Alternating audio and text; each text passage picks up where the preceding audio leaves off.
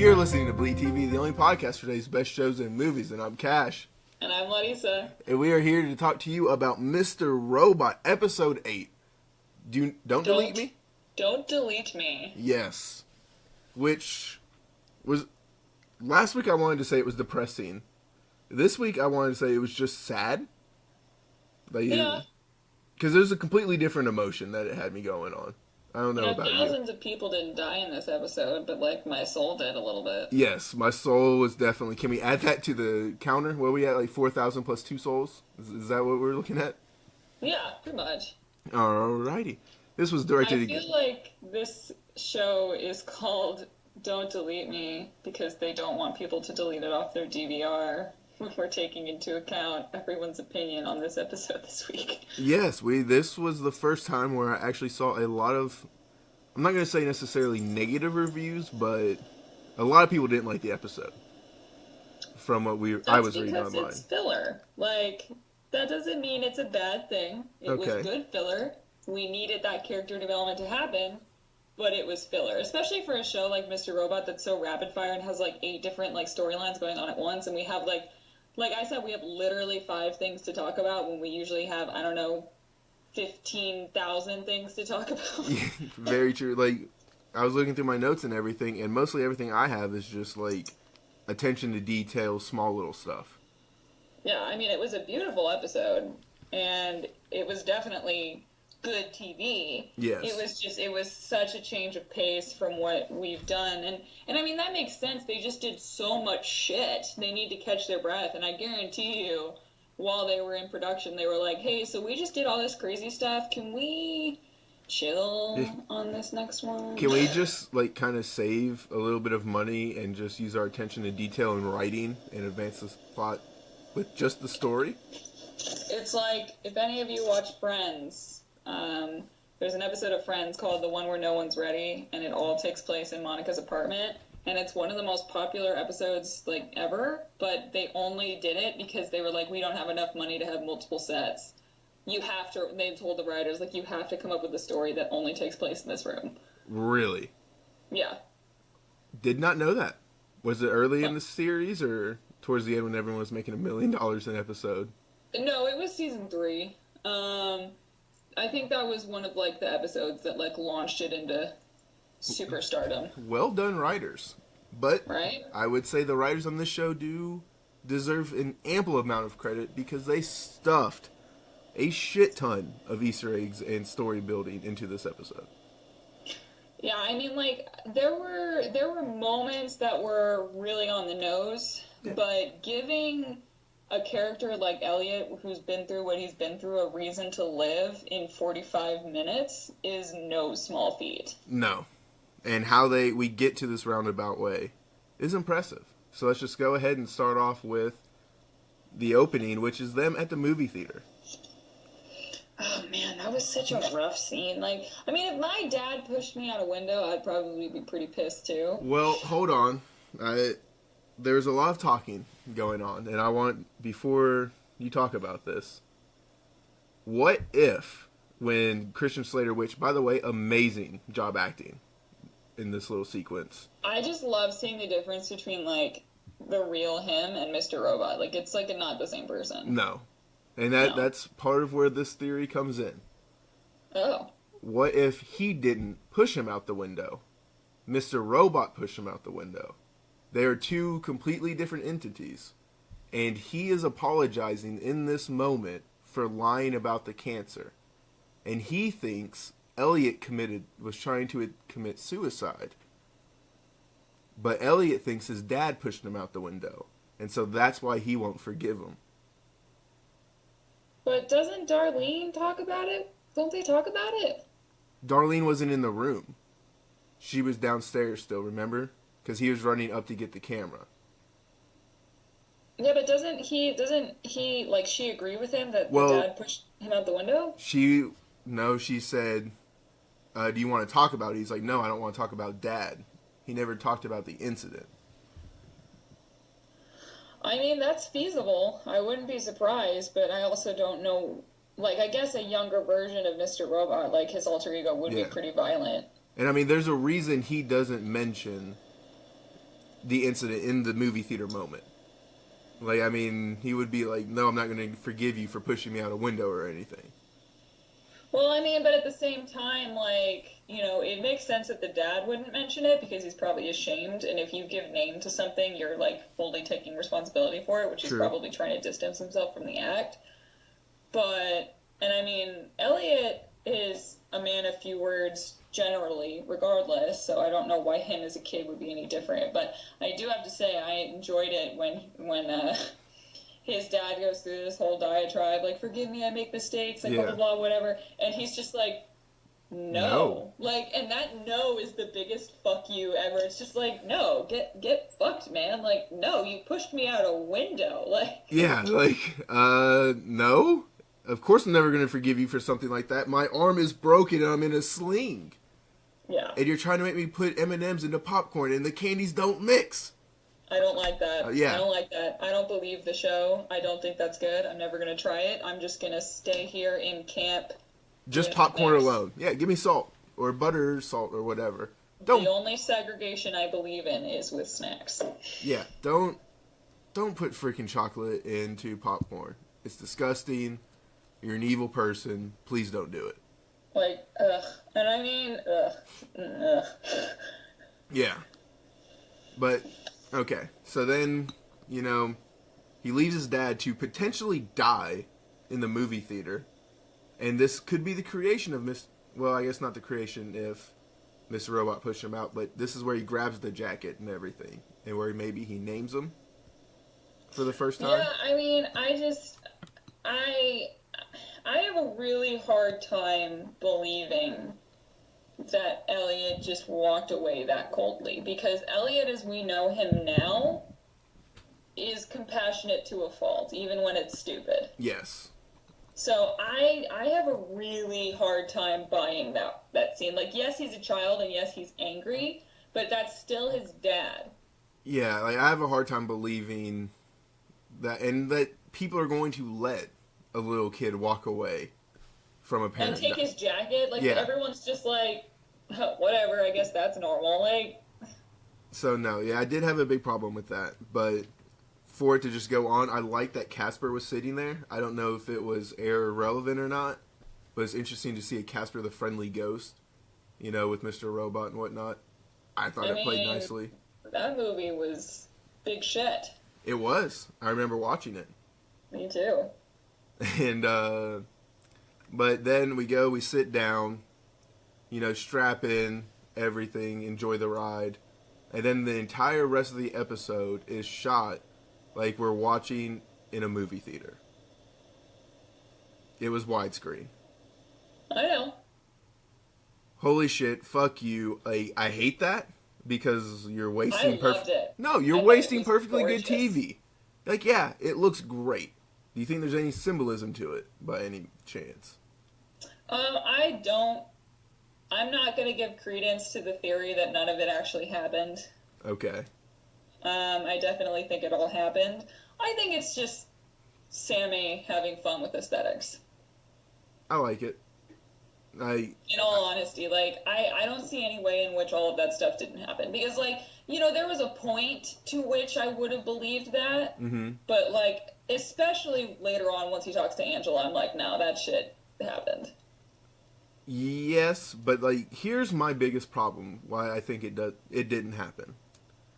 When he's buying the drugs from, do we have a name for him? Drug Addict Dan. Drug Addict Dan. When we're buying from Drug Addict Dan, and I don't know if you saw the light on the ceiling. It looked like there was a white rabbit, or just like the shadow of a rabbit on the ceiling by the light.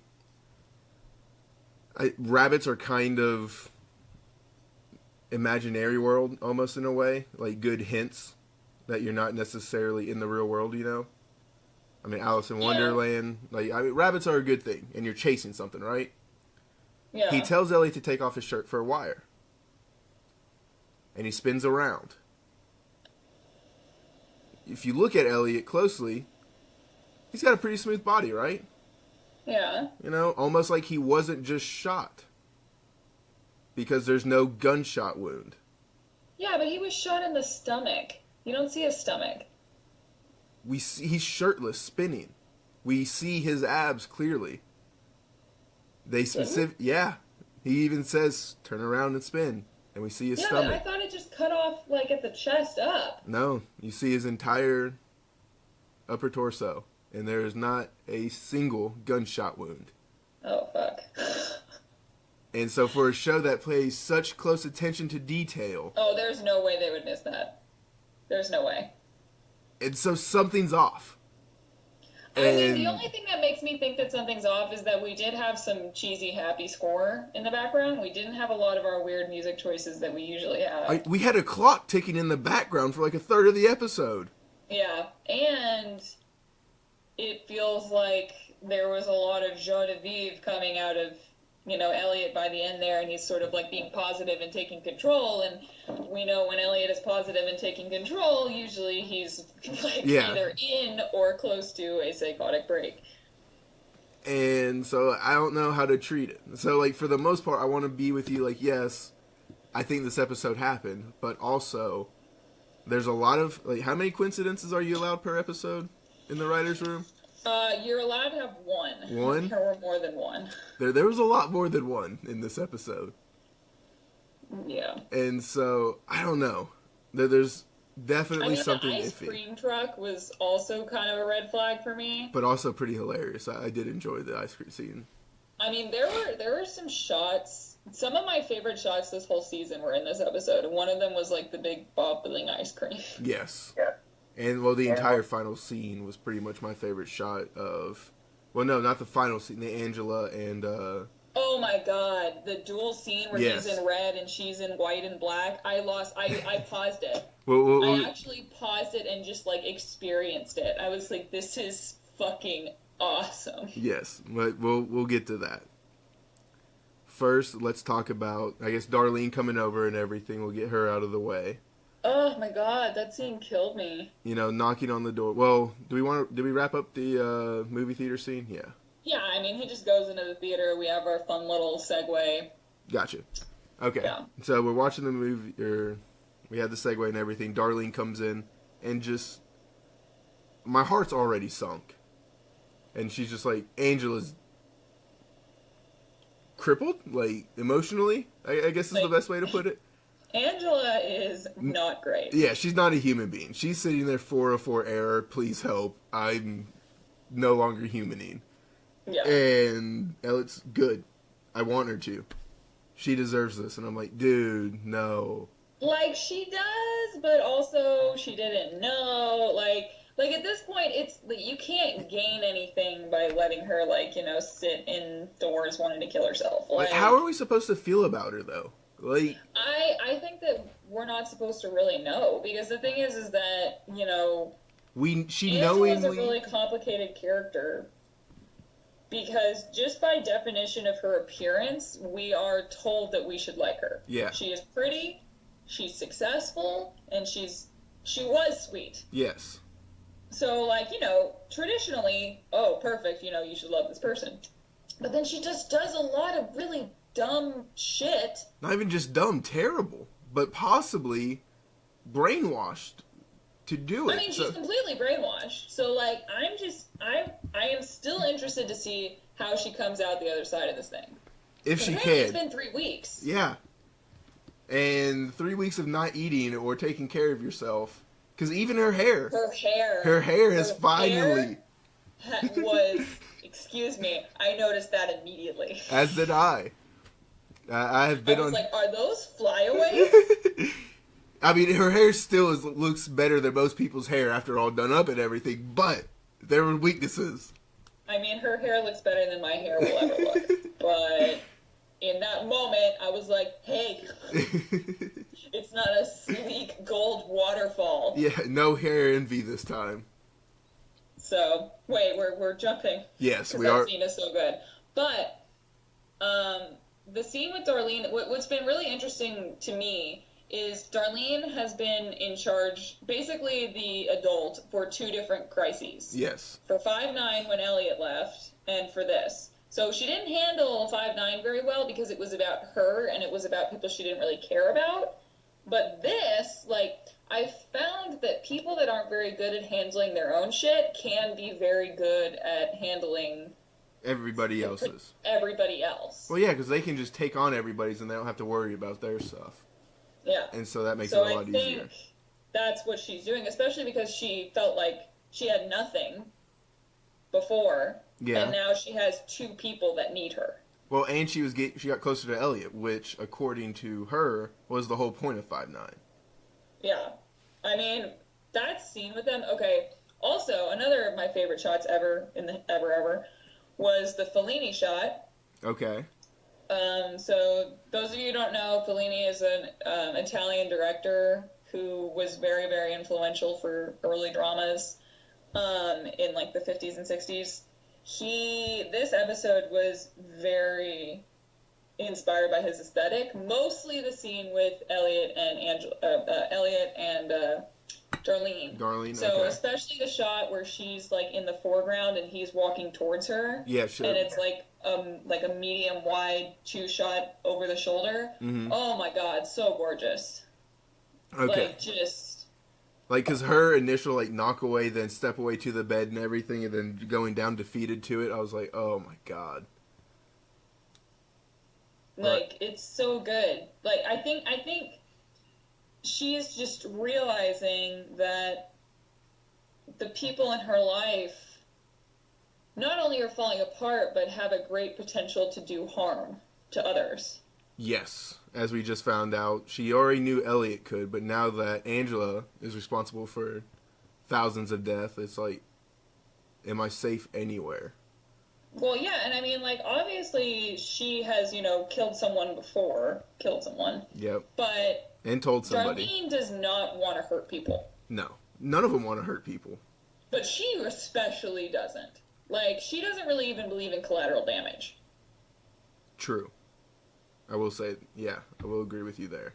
And yet again, right now, she is currently the most stable person. That's not okay. I know. Still not okay.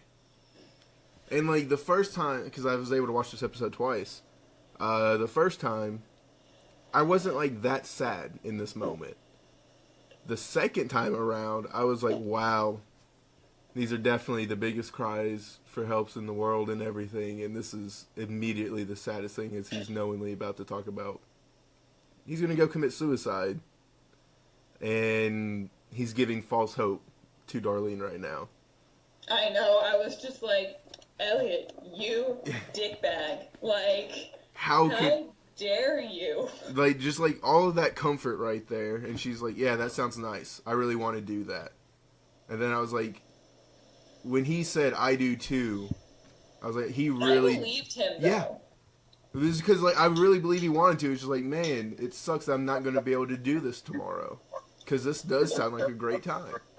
Well, and the thing that's interesting is, like, you and I were talking about this earlier, like, the problems he thought he had in the first season, like, hearkening back to something they haven't done in so many episodes, and, like, so much life has happened between now and the last time they, got high and watched that movie. Yeah. And I love how she was like, murder. I don't remember. I'm sorry, people. We're sorry. Yeah. But I just love how there's like sitting there's like, it's not even Halloween. When have we ever cared about the rules? Like, just like, these God. poor sweet babies. But then he went and talked to Mobley's brother, who is a dickbag. Like, I know that he doesn't know any better. Yeah. But at the same time, like, the second scene, because we can combine both scenes. Yeah. The second scene with him, he like, Elliot straight up was like, you didn't even talk to him, you didn't even know, like, you've been, like, ostracizing him in a dick, like, this is as much your fault for not even trying to know your brother. Yeah, exactly, because I was looking at it as, like, man, if that was my brother and someone was trying to paint and label him as a terrorist and everything, I was like, I'm riding with him, like, for good or bad. Tell me why you did it, fam. Yeah, I'm just gonna be like, so I guess we got to cover something up, or like we're doing this. But at the least, I'm giving him a funeral. Like, I mean, there's just no way I could just be that cold-hearted to family. I mean, it's just like, you know, you and I are very close to our families. Yeah. But a lot of people aren't. And I really liked the paradox between his family and Trenton's family. Which, once I found out how she got the name. Oh my God, I died. I was like, oh no, he's going to say Trenton, yeah. and he did, and I died. I wasn't prepared. But okay, so like we get back to the brother and everything. Elliot got revitalized for a moment and everything. Figured out why he remembered so much about Mobley's brother. It's like, hey, so you're going to give him this funeral. You're going to make sure it's nice. You're going to invite me. Don't worry. I'll make sure you get the email. And we're going to get this all put up and done together. Well, there was just so much, like, he was so confident, like, in that moment. Like, he was so just, like, well-spoken and badass, and, like, this is just the way it's going to be. Well, because he always is when he has the plan. He has some sort of purpose again. Yeah, like, it went back to season 1. Like, when he has all the information laid out, he doesn't have to stop and ask for their permission or anything. He's confident, and he doesn't have to worry about it. And I'm glad, like, we got so much season 1 personality thrown back in, like it was normal. I love that he was like, don't worry about it, I hack everyone. Yeah, it's like, don't feel special. You should probably change your password, street address, even if you were a kid. Probably every not that smart. Every time I watch this show, I feel like I should change all my passwords. That was exactly what I was like. I was like going through my head, how secure are my passwords again? Like, yeah, okay. I don't think they're secure enough. Oh, man. Always bad. Like now I'm going to forget my passwords for 3 weeks because I went and changed them all. Yep. But then, like you said, like the contrast of Trenton's family, where he goes up there and everything, like, hey, because did he really know her from school? No. Or, okay, I was like, man. No, he just met her through F Society. Well, I think he knew her before then, even though Darlene set it up, I think. That was so long ago. Yeah. Anyway, he's still holding out hope and everything, even though he's wanting to move away, get out of there. Which, I mean, honestly, it makes, like, he's... Yeah. Like, the dad knows that, in that situation, you're Muslim, you're being pinned as Muslim terrorists and everything. You don't want to give up on your daughter or anything, but regardless, you've been put in a terrible situation.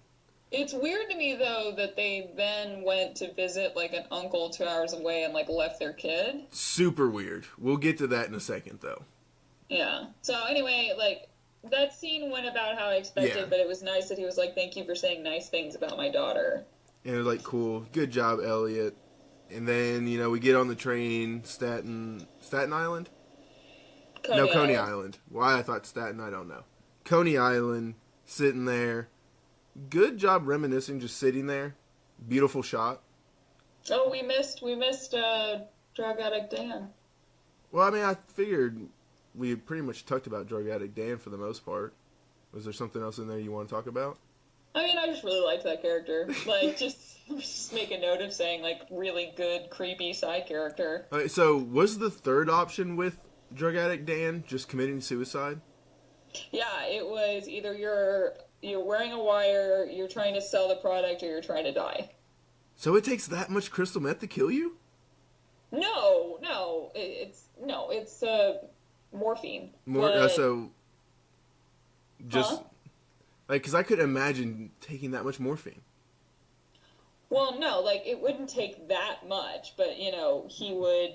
That's just I think ensuring he's probably referring to the fact that he's just like, give them all to me, like, I don't care, because, like, number one, money doesn't matter anymore if you're about to kill yourself. Yeah. And which also, how does Elliot have so much money?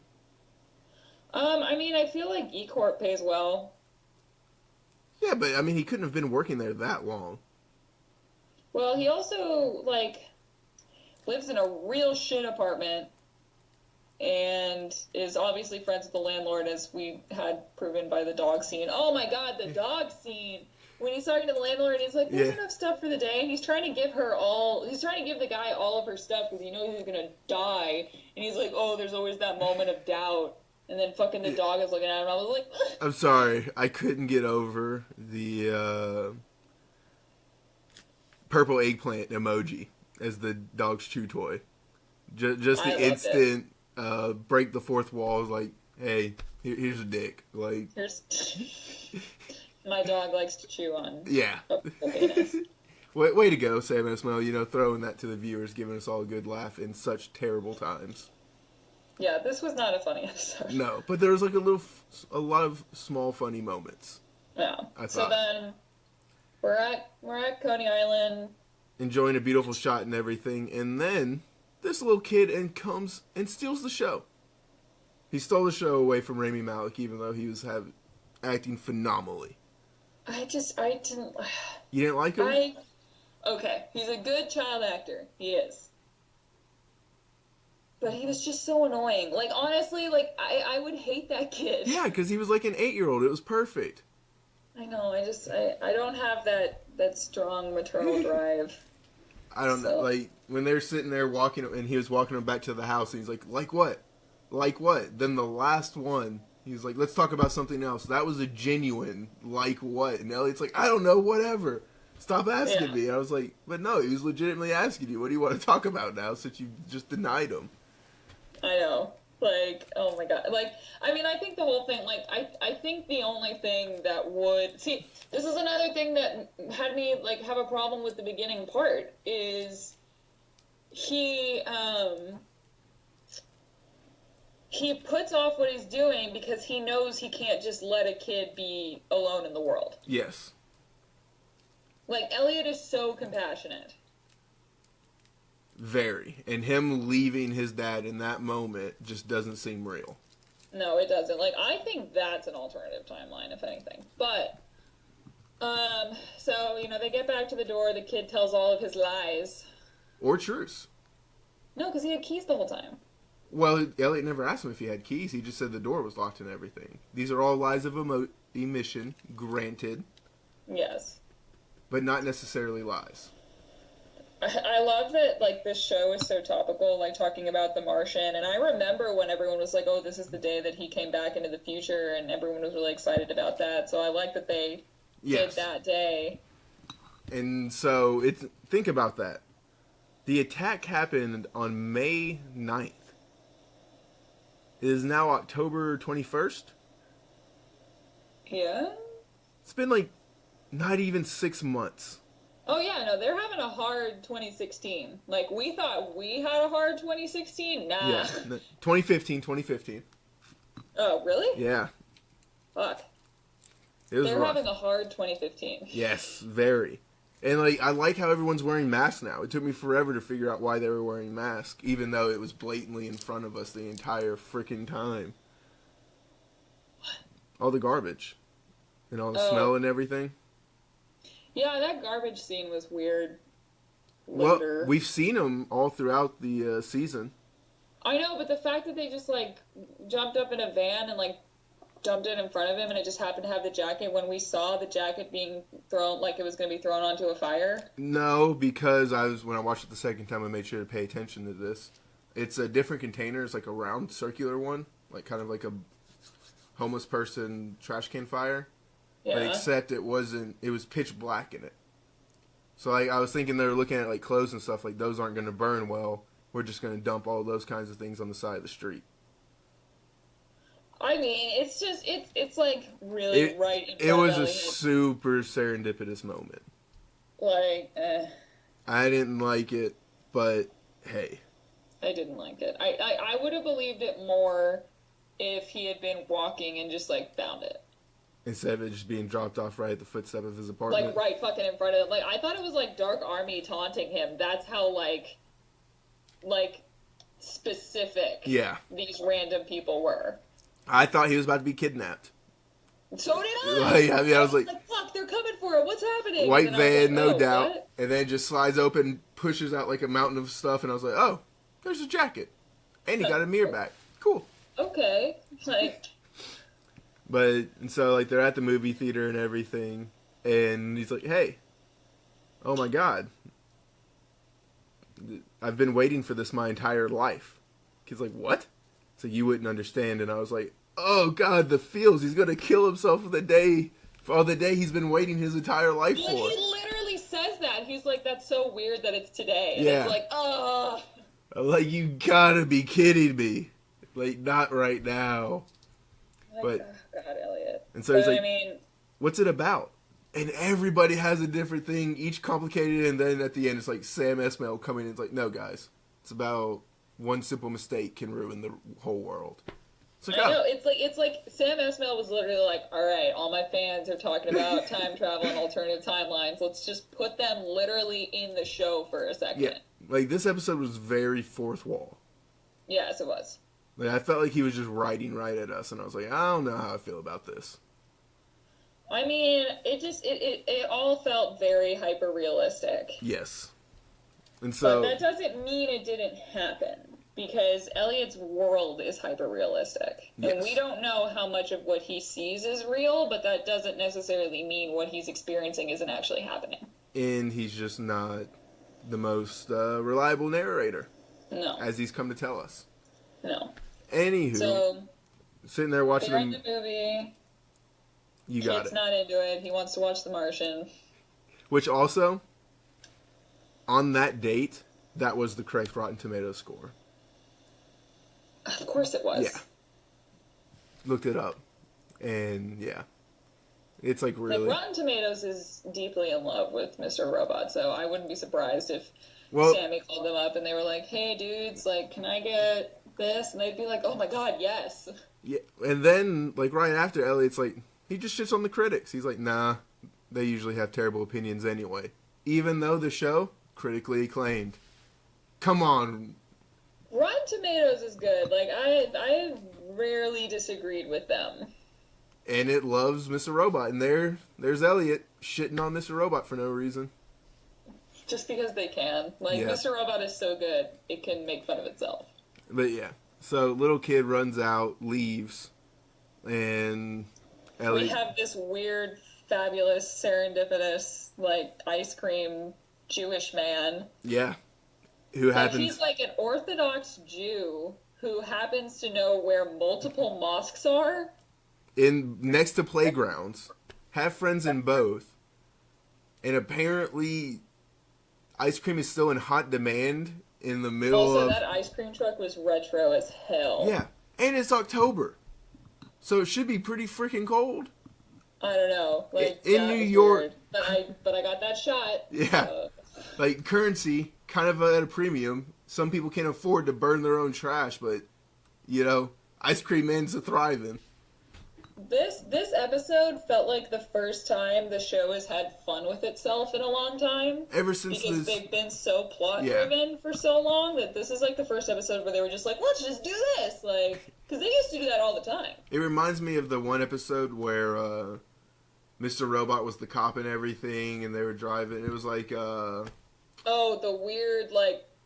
Yeah, the weird, like, sitcom family episode. Yeah, Married with Children episode. I think that's what it was. It reminded me a lot like that. Yeah, it was similar to that. But, I mean, I enjoyed how kind that man was, and he got him to the kid. And, oh my god, the shot of the carpet, the kid, like, kneeling with the fucking aerial shot of him with the carpet. Like, this episode was fucking beautiful. Like, I like, the whole time I was like, God, Jesus. Well, then probably one of the most intense scenes comes up right in that heat of the moment. Someone started chopping onions as soon as I was watching this part of the episode. It's fine. Yeah, and you know, like, they're just yelling. He's like, "I hate you. You're annoying. Yada yada. I wish you were dead. So do I." And I was like, "Oh no." And the thing is that the kid, like, you can see that moment where the kid probably thinks, like, he's gonna say it back to me. It's an agreement, like, oh, I wish you were dead too. But then the kid realizes, like, that's, like, the moment he turns, I think. Yeah. And I think he kind of knows what Elliot's been trying to do all day. But he's not gonna, like... say it. Like, go into it. Yeah, it's like, oh, he means that.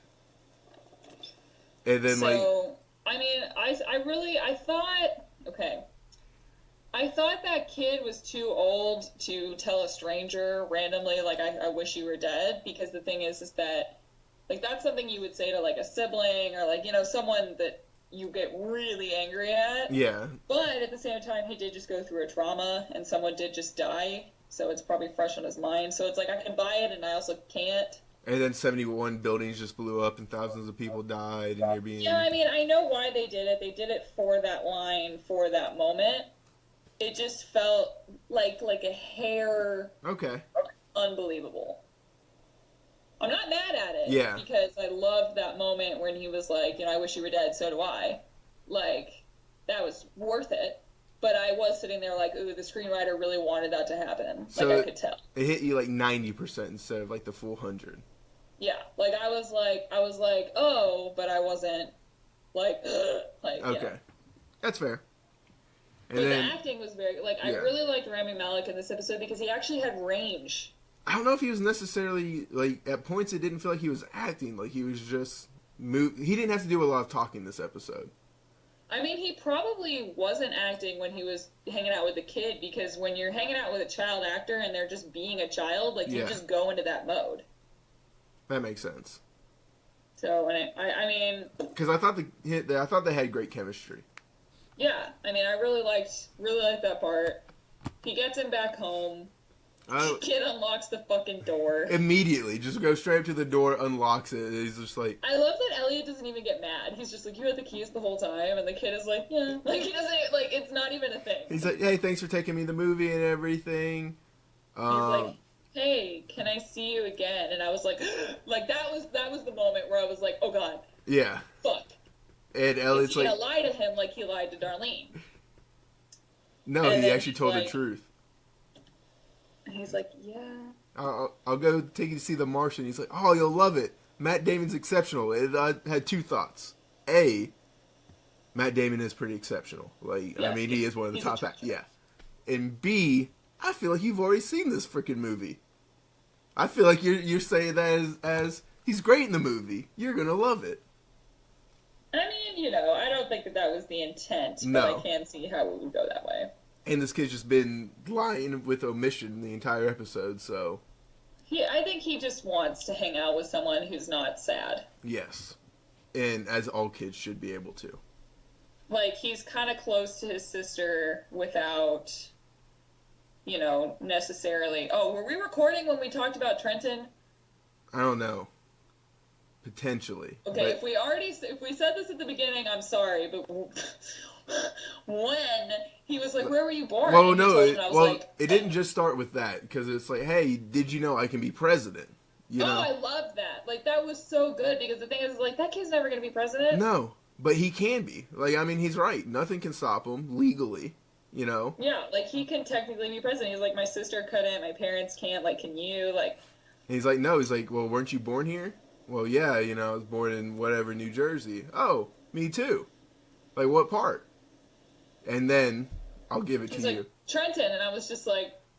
Oh. And then, like, it did hit me, like, why she was always talking about her brother and everything, why she thought it was going to hit him so hard, and why it did. Like, once you take where your brother was born, and you make that your handle... Like, it makes sense. Like... I'm glad that they set up her talking about her brother so much, but, like, the way she talked about him, I thought he was going to be, like, an older, scary dude. Yeah, not a little brother. Yeah, but, I mean, that was heartbreaking, but we get back to the top, he has a reason to live, so he's going to go spread that around to Angela. Well, no, to me, there's one more Easter egg. What? The lollipop. Who else really loves lollipops and can help move this story forward now? Dom. Yep. Oh my god, that's so good. Because he's like, here's your sign of hope. Yes. And remember, I said in the last podcast, I was like, Dom's gonna blow this wide open. Like, Dom's gonna be the one. Oh my god, I love that. And because she's always eating on the lollipops and everything, he needs someone to give this information to that he just got revitalized from with and everything that he gets at the end of the episode. So, boom. Here's a nice little way to say, hey, there's a good chance Elliot's going to be working with Dom. And it makes the little kid... He's definitely... I don't think there's any way he doesn't. Yeah, and it was like a little kid being like, hey, I was your doctor. I hope you feel better, and I can't wait to see you at our next appointment. But then, boom, bridging you over to Dom. That's really good. I'm glad you brought that up. Perfectly done, I thought. Loved it. But now, I'll But let you now, take can I over. just have a mental breakdown along with Angela about that shot? Go for it. All yours. Oh my good God. And I knew they were setting up for it. Like, as soon as I saw his side of the hallway, I was like, wow, that looks really cool. And then I saw her side of the hallway, and I was like, ooh, that looks really cool. And I was like, oh my God, please, please, please, please. And then they put it together, and I actually paused it. Like, I stopped it and just looked at it. I actually have a freeze shot frame of that screen on my phone. Someone captured it on Reddit. Please send it to me. I got you. It's so fucking beautiful. And, like, that scene is so good. Like, Yes. I really enjoyed it. Because, like, he wants to give up on her because that would be the easy thing to do. Well, and it's the perfect rom-com, romantic drama scene. You know, you have the guy fighting for the girl, whether or not they're trying to fight like romantically for each other, emotionally they are. He's up against the door with his back literally against the wall. She does the same and everything, and you're having this moment. He's like, I just wish there was something I could say that pull you out. Because you always just want like one word, one trigger that brings him back. And he has the perfect story. It's like, let me show you how much I care about you by bringing up this childhood thing. I know, and it was just like the thing that was so well done. Like, I loved all the reactions from Portia were so good. And like when she first comes to the door and she's just like so frail and just like laying against it, like Yes. she wants so badly To just to fall do into it, but his... she doesn't have the power and the agency to do it. Like, she cannot open that door. No. And so then, like, you get him, like, kind of walking away and just like, no. I'm not that asshole. I am compassionate to people. And so then he comes like, back. I'm gonna be the Elliot that everyone loves. And so before we get into the wishing game, Okay. it sounded very similar to a question that White Rose asked Angela when he was interrogating her, when he asked her if she ever thought she could imagine or believe in something and it would become true by sheer will. And Angela said yes. And it kind of goes back to this game. Yeah. And so it's like, is there a way White Rose possibly knew about this, and that's how he was able to brainwash her? Because, you know, like, this game was her with her mom that we saw 3 or 4 episodes ago. Hey, close your eyes now, Matt, because this isn't goodbye, you know? We're going to see each other again. I mean, if alternative timelines or time travel is a thing, then I would be liable to say yes, but I think that it's just further proving, like, her as a character and their connection. I think that's what this moment's for. Okay. I think it's bringing Angela back to him. Yes, I think it is too. And I think it is how White Rose kind of brainwashed and manipulated Angela, but I think they're unrelated in an odd way. Like, I think that they inform her character, and I think that it's a really clever way of making this scene convincing. Yeah. But I don't think that it's connected. I'll agree with you. But then we just get this whole scene, and, like, it's draining. It's a mess. Like, Yeah. I'm a mess watching it as, like, he's just like, you know, we would both wish for bigger rooms. You would wish for protractors, which I think we can all agree, protractors is a really weird wish. She wanted a lot of them. He was like, you just wanted a lot of protractors. Yeah, he's like, I never really understood it. Like, what are you going to do with more than one protractor?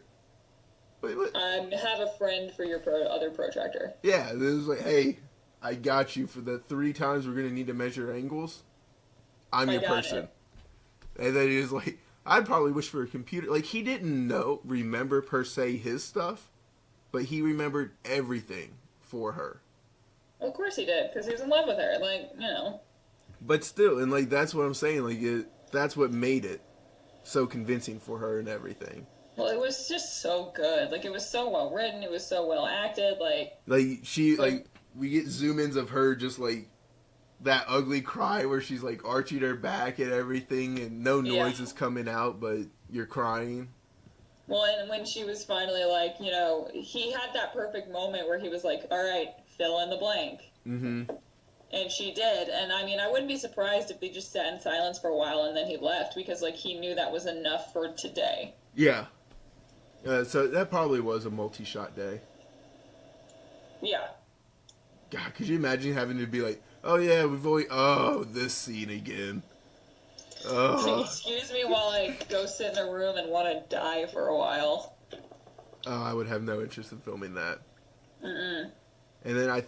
And then when he just asked, do you remember what you would say to make it better for me? And like, then... And that in that moment, it's like everybody's taking care of everybody in this episode. Like, in one way or another, that's all happening from someone. So, you know, like, we had the scene where his dad is talking to her and he's like, well, please take care of Elliot. And that's something she's always wanted to do and felt like she should do. So by him putting her in that position was probably the perfect way to bring her out of herself for a second. Ooh, I like that. I didn't even think about that. And so, like, that brought her back to her normal mode, as you were saying. Say again? So, like, that brings her back to, like, her base floor now. It's like, oh, I'm taking care of Elliot again. Like, this is normal. Like, this is a small step. Everybody is resetting. Yes. Right now. And I think what's interesting about this episode, like, it's called Don't Delete Me, which is, like, deletion is, like, you know, a form, like, okay, so what's really good is we have the front of this episode where deletion means it's gone. Yes. And then we have the back of this episode where it's making way for something new.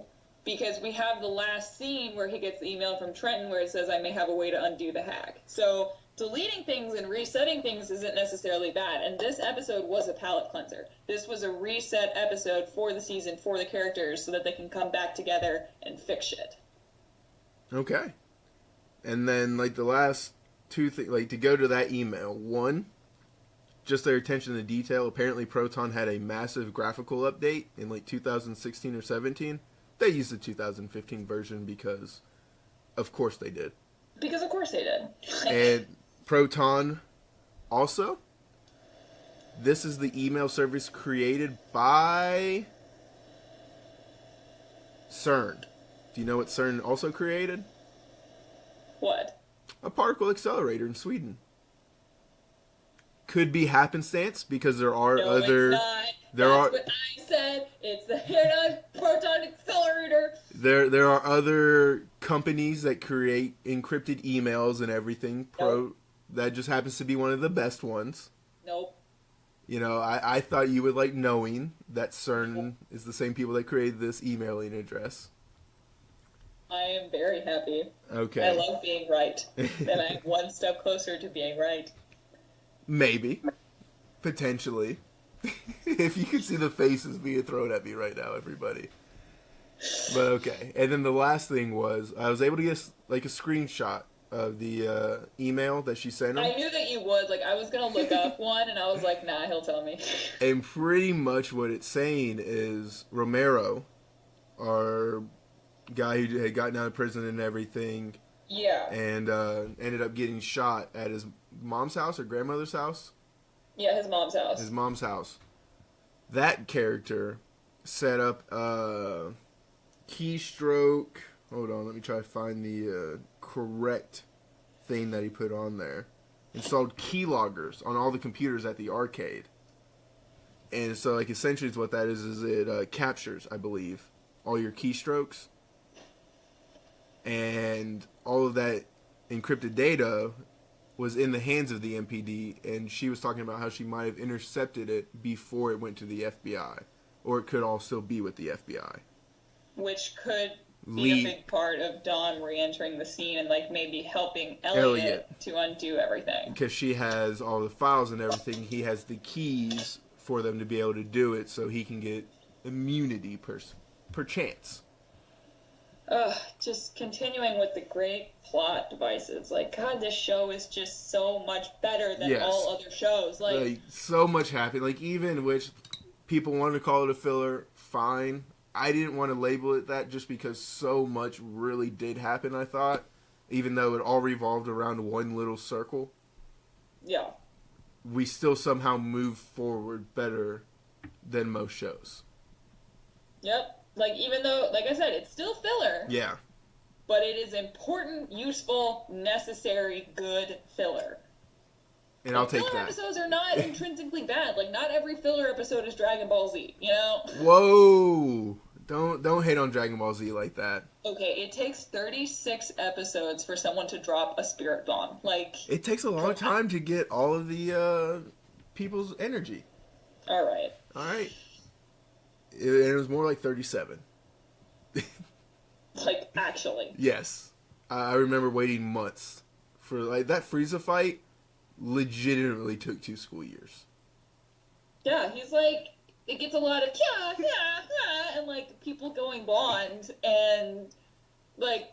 Like going blonde, yes, but come on, put some respect on it. They were going Super Saiyan. No, they were going blonde. Oh, that pains me. That pains me. You know I know what it is. I know, but how dare you? Anyway. And so basically, I don't like going into next week's spoiler episodes and everything, so I don't really feel like talking about that. Do you have anything else for the episode? No, I mean, it was lovely. That is the word I will say. I'm still giving it like an 8.8. It was a fantastic episode. No, it was still very good. It's just it's such a change of pace that I feel like people can't even compare it to what's just happened. No, and I mean, what just happened, like, that was 3 of the most intense, epic episodes I'd ever seen.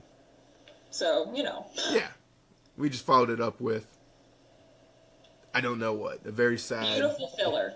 Very sad, beautiful, well-written filler. Yes. So, go ahead, feel free to let us know what you thought at BLEEDTVPodcast@gmail.com. Hit us up on Facebook or Twitter at BLEEDTVPodcast, or on Instagram at the Austin Amazon.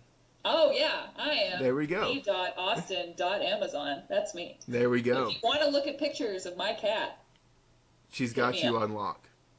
I do. He's the best. He is a pretty... He's a Maine Coon. You should look at him. Massive. Yeah. Massive. Baby runt Maine Coon. That's somehow still massive. Yes.